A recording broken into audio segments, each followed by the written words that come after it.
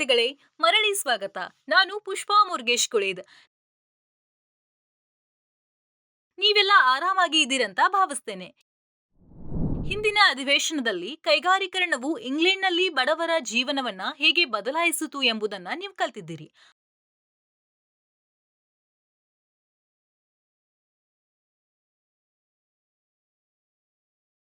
ಆರಂಭಿಕ ಕಾರ್ಮಿಕರ ಪ್ರತಿಭಟನೆಗಳು, ಲೂಟ್ ಚಳುವಳಿ, 9ನೇ ತರಗತಿಯಿಂದ ಸಾಮಾಜಿಕ ಪ್ರತಿಭಟನೆಗಳು, ಸಾಮಾಜಿಕ ಅಧ್ಯಯನಗಳು ಎಂಬ ವಿಷಯದಿಂದ ಇನ್ನೂ ಕೆಲವು ರೀತಿಯ ಚಳುವಳಿಗಳು ಮತ್ತು ಅವುಗಳ ಪ್ರಭಾವದ ಬಗ್ಗೆ ಮಾತನಾಡೋಣ.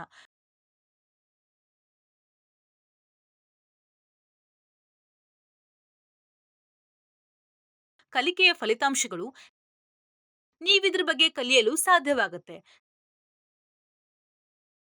ಸಮಾಜವಾದ,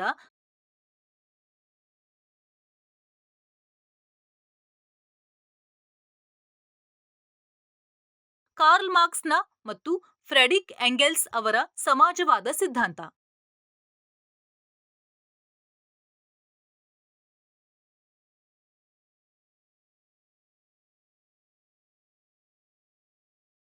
ಭಾರತದಲ್ಲಿ ಸಮಾಜವಾದದ ಪ್ರಭಾವ,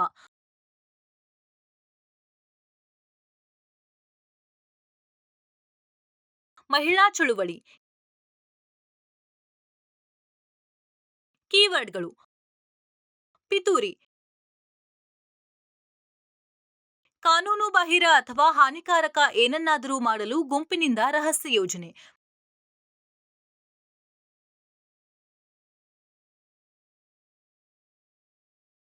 ಬಂಡವಾಳಶಾಹಿ,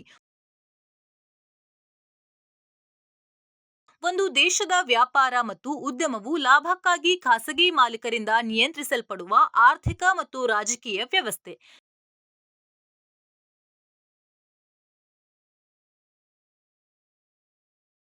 ಸ್ತ್ರೀವಾದ, ಮಹಿಳೆಯರಿಗೆ ಪುರುಷರಂತೆ ಆರ್ಥಿಕ, ಸಾಮಾಜಿಕ ಮತ್ತು ರಾಜಕೀಯ ಹಕ್ಕುಗಳನ್ನು ನೀಡುವ ಸಂಘಟಿತ ಪ್ರಯತ್ನ.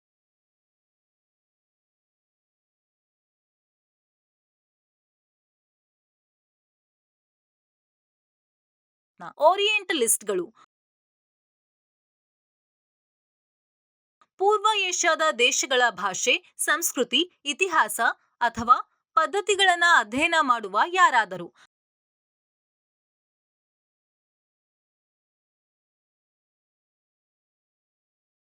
ಕ್ರಾಂತಿಕಾರಿಗಳು,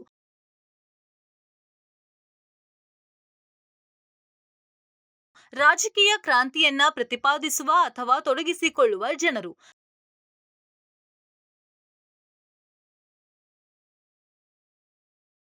ತಾರತಮ್ಯ,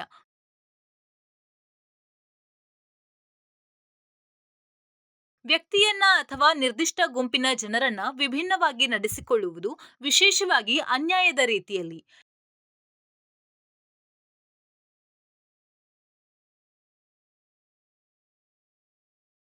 ಈಗ ಪರಿಕಲ್ಪನೆಯ ನಕ್ಷೆಯನ್ನ ನೋಡೋಣ.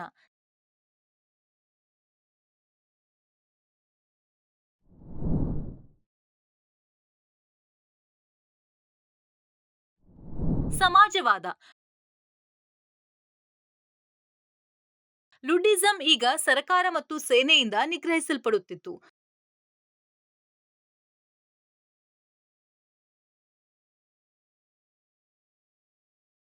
ಕಾರ್ಮಿಕರಿಗೆ ಹೊಸ ಸಾಮಾಜಿಕ ಗುರಿಯನ್ನ ನೀಡುವ ಹೊಸ ಸಿದ್ಧಾಂತವನ್ನ ನಿಧಾನವಾಗಿ ಅಭಿವೃದ್ಧಿಪಡಿಸಲಾಯಿತು. ಇದು ಸಮಾಜವಾದದ ಕಲ್ಪನೆಯಾಗಿತ್ತು. ಹಾಗಾದ್ರೆ ಸಮಾಜವಾದ ಅಂದ್ರೆ ಏನು? ಸಮಾಜವಾದವು ಆಸ್ತಿ ಮತ್ತು ನೈಸರ್ಗಿಕ ಸಂಪನ್ಮೂಲಗಳ ಖಾಸಗಿ ನಿಯಂತ್ರಣಕ್ಕಿಂತ ಸಾರ್ವಜನಿಕ ಒಡೆತನಕ್ಕೆ ಕರೆ ನೀಡ್ತಾ ಇತ್ತು.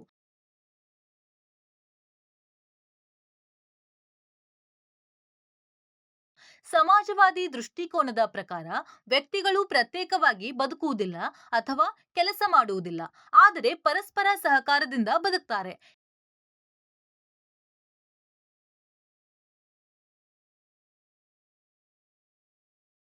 ಇದಲ್ಲದೆ ಜನರು ಉತ್ಪಾದಿಸುವ ಎಲ್ಲವೂ ಸಾಮಾಜಿಕ ಉತ್ಪನ್ನವಾಗಿದೆ ಮತ್ತು ಸರಕುಗಳು ಉತ್ಪಾದನೆಗೆ ಕೊಡುವ ನೀಡುವ ಪ್ರತಿಯೊಬ್ಬರಿಗೂ ಅದನ್ನ ಹಂಚಿಕೊಳ್ಳುವ ಹಕ್ಕಿದೆ.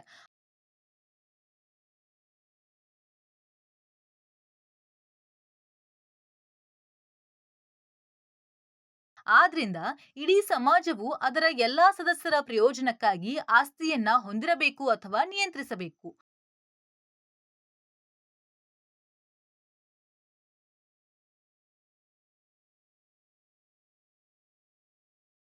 ಈ ರೀತಿಯಾಗಿ ಸಮಾಜವಾದವು ಬಂಡವಾಳಶಾಹಿಯ ಮೂಲ ಕಲ್ಪನೆಯನ್ನ ವಿರೋಧಿಸುತ್ತದೆ.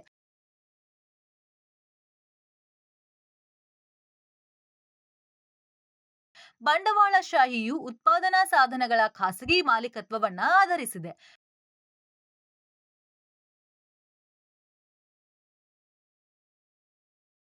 ಬಂಡವಾಳಶಾಹಿಯು ಕೆಲವು ವ್ಯಕ್ತಿಗಳಿಗೆ ಸಂಪತ್ತು ಮತ್ತು ಅಧಿಕಾರವನ್ನ ಅನ್ಯಾಯವಾಗಿ ವಿತರಿಸುತ್ತೆ, ಬಡವರ ಆಯ್ಕೆಗಳನ್ನ ಸೀಮಿತಗೊಳಿಸುತ್ತೆ.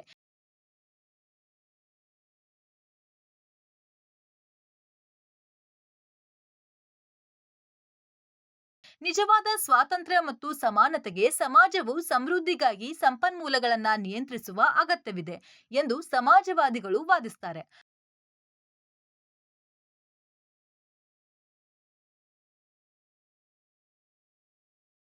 ಬಂಡವಾಳಶಾಹಿಯ ಸಂಪತ್ತು ಮತ್ತು ಅಧಿಕಾರದ ಹಂಚಿಕೆಯು ವೈಯಕ್ತಿಕ ಸ್ವಾತಂತ್ರ್ಯ ಮತ್ತು ಅವಕಾಶಗಳ ಸಮಾನತೆಯನ್ನ ಮಿತಿಗೊಳಿಸುತ್ತೆ, ಕಾರ್ಮಿಕ ವರ್ಗದ ಆಯ್ಕೆಗಳನ್ನ ಸೀಮಿತಗೊಳಿಸುತ್ತದೆ ಎಂದು ಅವರು ವಾದಿಸುತ್ತಾರೆ.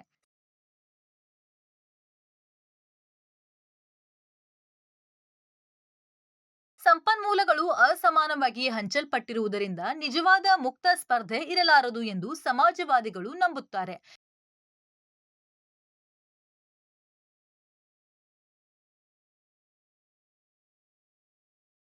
ಶ್ರೀಮಂತ ಮತ್ತು ಶಕ್ತಿಯುತ ಜನರು ತಮ್ಮ ಪರವಾಗಿ ಸಮತೋಲನವನ್ನ ಹುಕ್ ಅಥವಾ ಕ್ರೂಕ್ ಮೂಲಕ ಸರಿಸಲು ನಿರ್ವಹಿಸುತ್ತಾರೆ.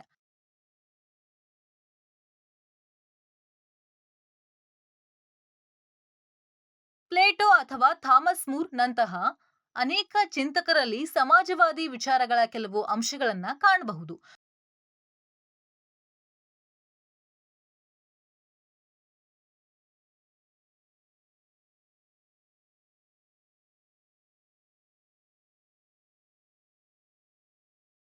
ಫ್ರೆಂಚ್ ಕ್ರಾಂತಿಯ ವಿಚಾರಗಳೊಂದಿಗೆ ಸಂಯೋಜಿಸಿದಾಗ ಈ ಆಲೋಚನೆಗಳು ಶಕ್ತಿಯುತವಾದವು. ಫ್ರೆಂಚ್ ಕ್ರಾಂತಿಯ ಅಮೂಲಾಗ್ರ ವಕೀಲರಾದ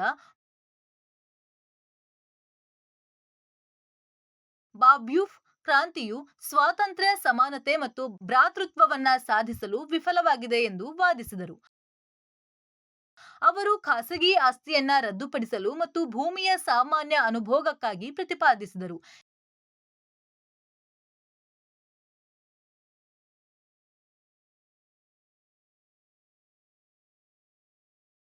ಈ ಆಲೋಚನೆಗಳಿಂದಾಗಿ ಸರ್ಕಾರವನ್ನ ಉರುಳಿಸಲು ಸಂಚು ರೂಪಿಸಿದ್ದಕ್ಕಾಗಿ ಅವರನ್ನ ಗಲ್ಲಿಗೇರಿಸಲಾಯಿತು.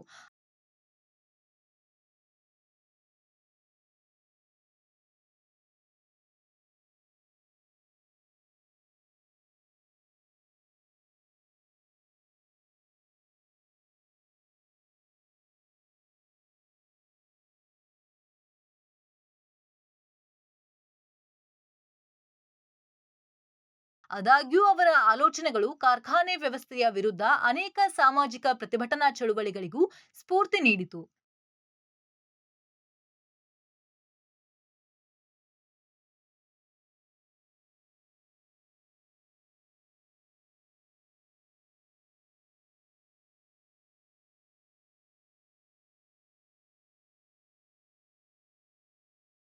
ವಿಜ್ಞಾನಿಗಳು, ಕೈಗಾರಿಕೋದ್ಯಮಿಗಳು ಮತ್ತು ಇಂಜಿನಿಯರ್ಗಳು ಸಾಮಾಜಿಕ ಅಗತ್ಯಗಳನ್ನ ನಿರೀಕ್ಷಿಸುವ ಮತ್ತು ಅದಕ್ಕೆ ಅನುಗುಣವಾಗಿ ಯೋಜಿಸುವ ಸಮಾಜವನ್ನ ರೂಪಿಸುವ ಮೂಲಕ ಕೇಂದ್ರ ಯೋಜನೆ ಮೂಲಕ ಸಾರ್ವಜನಿಕ ಆಸ್ತಿ ನಿಯಂತ್ರಣಕ್ಕಾಗಿ ಫ್ರಾನ್ಸ್ನ ಸೇಂಟ್ ಸೈಮನ್ ಪ್ರತಿಪಾದಿಸಿದರು. ಓವನ್ ಸಣ್ಣ ಕೈಗಾರಿಕೋದ್ಯಮಿ, ಸಾಮಾನ್ಯ ಮಾಲೀಕತ್ವ ಮತ್ತು ಹಂಚಿಕೆಯ ಕಾರ್ಮಿಕರಿಗೆ ಸಹಕಾರಿ ಗ್ರಾಮಗಳನ್ನ ರಚಿಸುವ ಗುರಿಯನ್ನ ಹೊಂದಿದ್ರು.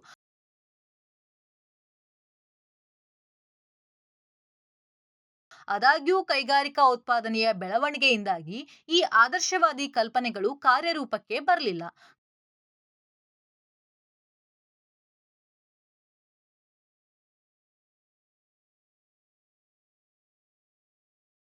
ಕಾರ್ಲ್ ಮಾರ್ಕ್ಸ್ ಮತ್ತು ಫ್ರೆಡ್ರಿಕ್ ಎಂಗೆಲ್ಸ್ ಅವರು ಕೈಗಾರಿಕಾ ಬಂಡವಾಳಶಾಹಿ ಉತ್ಪಾದನೆಯ ಅಧ್ಯಯನದ ಆಧಾರದ ಮೇಲೆ ಸಮಾಜವಾದದ ಸಿದ್ಧಾಂತವನ್ನ ಪ್ರತಿಪಾದಿಸಿದರು.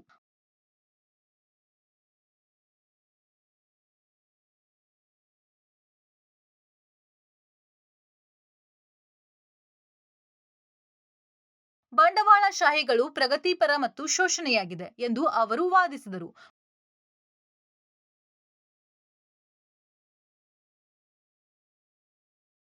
ಬಂಡವಾಳಶಾಹಿಗಳು ಮತ್ತು ಕಾರ್ಮಿಕರನ್ನ ಅವರ ನಿಜವಾದ ಮಾನವೀಯತೆಯಿಂದಾಗಿ ಪ್ರತ್ಯೇಕಿಸುತ್ತದೆ ಮತ್ತು ತೀವ್ರ ಸಂಕಷ್ಟಗಳನ್ನ ಉಂಟುಮಾಡುತ್ತೆ.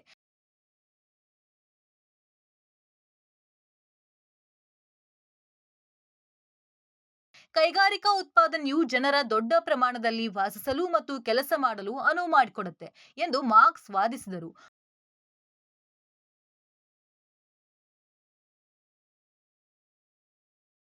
ಮೂಲಭೂತ ಅಗತ್ಯಗಳನ್ನು ಪೂರೈಸಲು ಹಲವಾರು ಜನರು ಸಹಕಾರದ ಅಗತ್ಯವಿರುತ್ತದೆ. ಸಾಮೂಹಿಕ ಆಸಕ್ತಿಯಲ್ಲಿ ಅವರ ಜೀವನವನ್ನ ಸುಧಾರಿಸಲು ಅವರಿಗೆ ಶಕ್ತಿಯನ್ನ ನೀಡುತ್ತದೆ.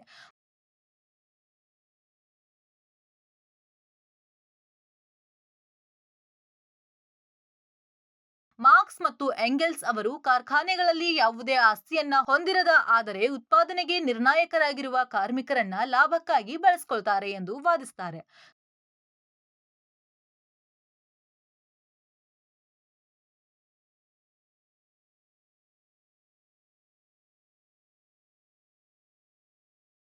ಕಾರ್ಖಾನೆಗಳು ಮತ್ತು ಸಂಪನ್ಮೂಲಗಳನ್ನ ಸ್ವಾಧೀನಪಡಿಸಿಕೊಳ್ಳುವ ಮೂಲಕ ಹೊಸ ಸಮಾನ ಸಮಾಜವನ್ನ ಸ್ಥಾಪಿಸಬಹುದು ಎಂದು ಅವರು ಸಲಹೆ ನೀಡಿದರು.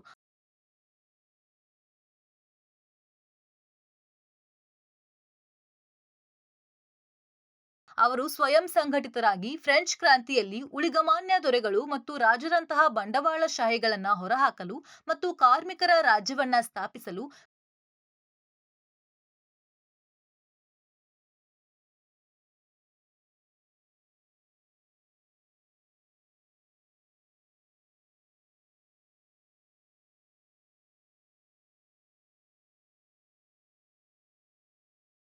ಕಾರ್ಖಾನೆಗಳು ಮತ್ತು ಭೂಮಿಯನ್ನ ಹೊಂದಲು ಸಮಾಜಕ್ಕೆ ಪ್ರಯೋಜನವನ್ನ ನೀಡಬೇಕು ಎಂದು ಅವರು ಪ್ರತಿಪಾದಿಸಿದರು.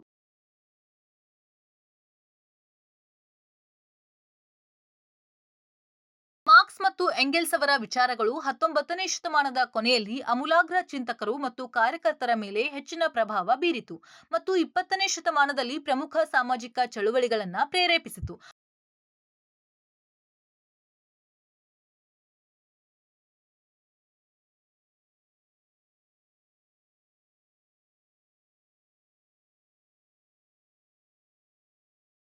ಅದೇ ಸಮಯದಲ್ಲಿ ಅನೇಕ ಇತರ ಅಮೂಲಾಗ್ರ ಚಿಂತಕರು ಅನೇಕ ವಿಷಯಗಳಲ್ಲಿ ಮಾರ್ಕ್ಸ್ನೊಂದಿಗೆ ಭಿನ್ನಾಭಿಪ್ರಾಯ ಹೊಂದಿದ್ದರು ಮತ್ತು ಅವರು ಅರಾಜಕತಾವಾದದಂತಹ ಹೊಸ ಸಿದ್ಧಾಂತಗಳನ್ನ ನೀಡಿದರು.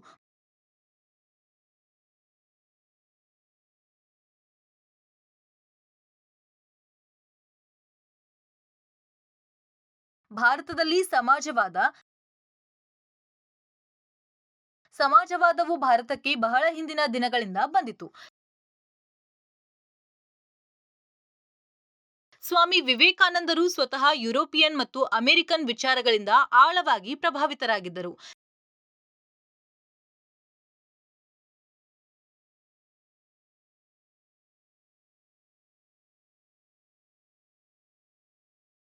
1917ರಲ್ಲಿ ರಷ್ಯಾದ ಕಮ್ಯುನಿಸ್ಟ್ ಕ್ರಾಂತಿಯು ಎಂಎನ್ ರಾಯ್, ಭಗತ್ ಸಿಂಗ್ ಮತ್ತು ಜವಾಹರಲಾಲ್ ನೆಹರು ಸೇರಿದಂತೆ ಭಾರತೀಯ ರಾಷ್ಟ್ರೀಯವಾದಿಗಳಿಗೆ ಸ್ಫೂರ್ತಿ ನೀಡಿತು.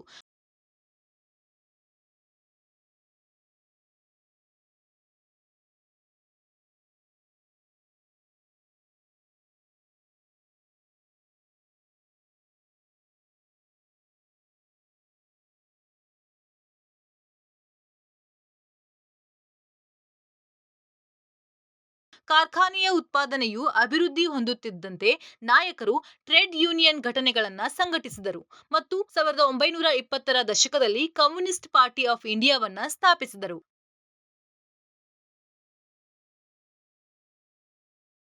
ಮಹಿಳಾ ಚಳುವಳಿ ಮಧ್ಯಕಾಲೀನ ಮತ್ತು ಆಧುನಿಕ ಕಾಲದ ಆರಂಭದಲ್ಲಿ ಮಹಿಳೆಯರು ಹೆಚ್ಚಾಗಿ ಪುರುಷರು ಪ್ರಾಬಲ್ಯ ಹೊಂದಿದ್ದರು, ಮನೆ ಕೆಲಸ ಮತ್ತು ಸೀಮಿತ ನಾಗರಿಕ ಹಕ್ಕುಗಳಿಗೆ ಸೀಮಿತರಾಗಿದ್ದರು.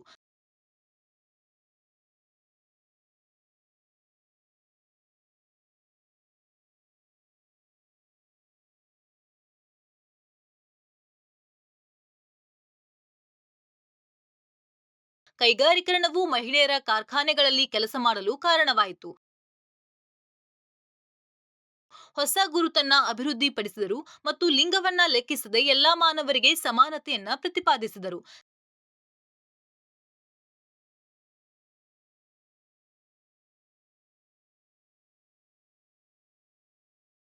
1791ರಲ್ಲಿ ಫ್ರೆಂಚ್ ಮಹಿಳೆಯರು ಪುರುಷರ ಹಕ್ಕುಗಳ ಘೋಷಣೆಯ ವಿರುದ್ಧ ಪ್ರತಿಭಟಿಸಿದರು.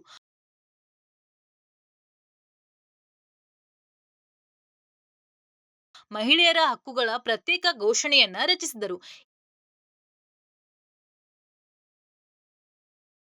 ಈ ಘೋಷಿತ ಮಹಿಳೆಯರು ಸ್ವತಂತ್ರವಾಗಿ ಮತ್ತು ಹಕ್ಕುಗಳಲ್ಲಿ ಪುರುಷರಿಗೆ ಸಮನಾಗಿದ್ದಾರೆ, ಸಾಮಾನ್ಯ ಉಪಯುಕ್ತತೆಯ ಆಧಾರದ ಮೇಲೆ ಸಾಮಾಜಿಕ ವ್ಯತ್ಯಾಸಗಳನ್ನ ಹೊಂದಿದ್ದಾರೆ.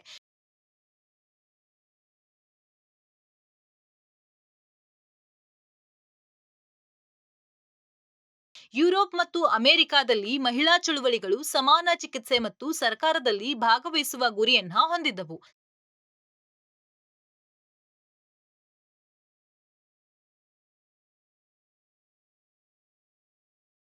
1830ರಿಂದ 1870ರವರೆಗೆ ಇಂಗ್ಲೆಂಡ್ನಲ್ಲಿ ಮಹಿಳಾ ಮತದಾರರು ಮತದಾನದ ಹಕ್ಕನ್ನ ಒತ್ತಾಯಿಸಿದರು.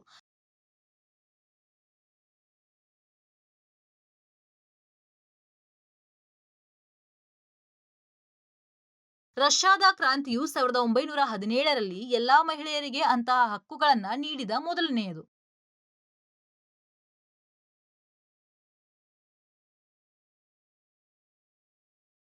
1928ರ ಹೊತ್ತಿಗೆ ಇಂಗ್ಲೆಂಡ್ನಲ್ಲಿ ಎಲ್ಲಾ ವಯಸ್ಕ ಮಹಿಳೆಯರಿಗೆ ಹಕ್ಕನ್ನ ನೀಡಲಾಯಿತು. ಇದನ್ನ ಅಂತಿಮವಾಗಿ ಹೆಚ್ಚಿನ ಪ್ರಜಾಪ್ರಭುತ್ವ ದೇಶಗಳು ಒಪ್ಪಿಕೊಂಡವು.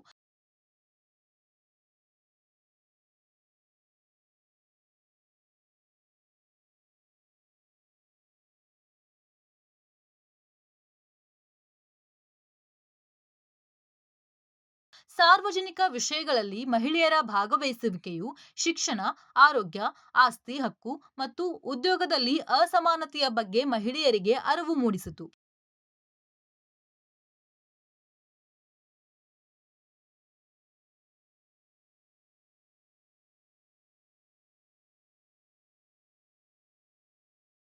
ಎರಡನೇ ಮಹಾಯುದ್ಧದ ನಂತರ ಮಹಿಳಾ ಚಳುವಳಿಯು ಸಾಂಸ್ಕೃತಿಕ ಮತ್ತು ರಾಜಕೀಯ ಅಸಮಾನತೆಗಳನ್ನ ಸವಾಲು ಮಾಡುವ ಜೀವನದ ಎಲ್ಲಾ ಅಂಶಗಳಲ್ಲಿ ಸಮಾನತೆಯ ಗುರಿಯನ್ನ ಹೊಂದಿತ್ತು.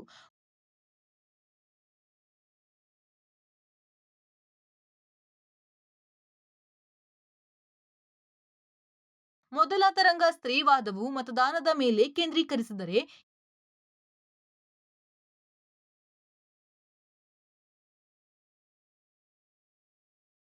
ಎರಡನೇ ತರಂಗ ಸ್ತ್ರೀವಾದವು ಶಿಕ್ಷಣ ಮತ್ತು ಆರೋಗ್ಯದಲ್ಲಿನ ತಾರತಮ್ಯವನ್ನ ಕೊನೆಗೊಳಿಸುವ ಗುರಿಯನ್ನ ಹೊಂದಿದೆ.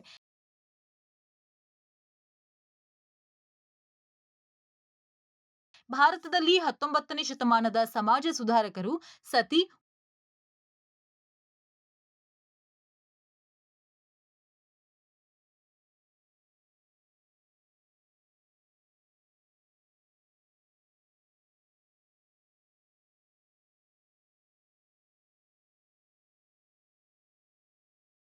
ಹುಟ್ಟುವಾಗಲೇ ಹೆಣ್ಣು ಮಗುವನ್ನ ಕೊಲ್ಲುವುದು ಮತ್ತು ವಿಧವೆಯಂತಹ ಆಚರಣೆಗಳ ವಿರುದ್ಧ ಹೋರಾಡಿದರು.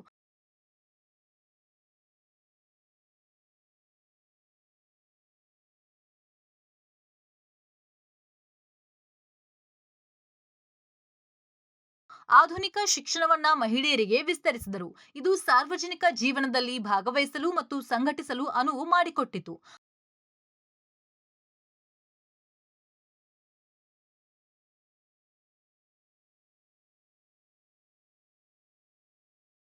ಮಹಾತ್ಮ ಗಾಂಧಿಯವರು ರಾಷ್ಟ್ರೀಯ ಚಳುವಳಿಯಲ್ಲಿ ಮಹಿಳೆಯರ ಪ್ರಾಮುಖ್ಯತೆಯನ್ನ ಒತ್ತಿ ಹೇಳಿದರು.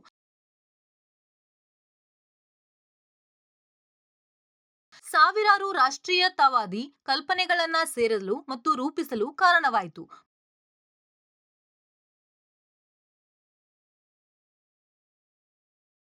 ಭಾರತದ ಸ್ವಾತಂತ್ರ್ಯವು ಮಹಿಳೆಯರಿಗೆ ಕಾನೂನು ಸಮಾನತೆಯನ್ನ ನೀಡಿತು ಮತ್ತು ಆಸ್ತಿ ಕಾನೂನುಗಳಲ್ಲಿನ ತಾರತಮ್ಯವನ್ನ ಕೊನೆಗೊಳಿಸಿತು.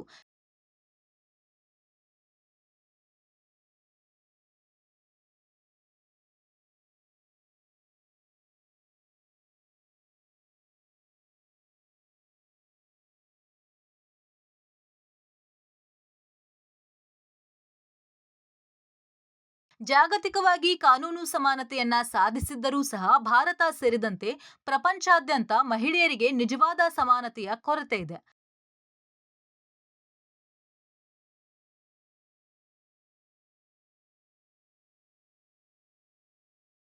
ಆದ್ರಿಂದ ಈ ವಿಡಿಯೋದಲ್ಲಿ ನೀವು ಅದರ ಬಗ್ಗೆ ನೋಡಿದ್ದೀರಿ. ಸಮಾಜವಾದ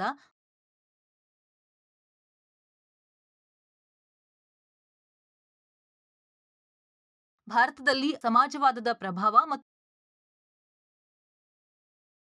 ಸಮಾನತೆಯ ಪಡೆಯಲು ಮಹಿಳಾ ಚಳುವಳಿ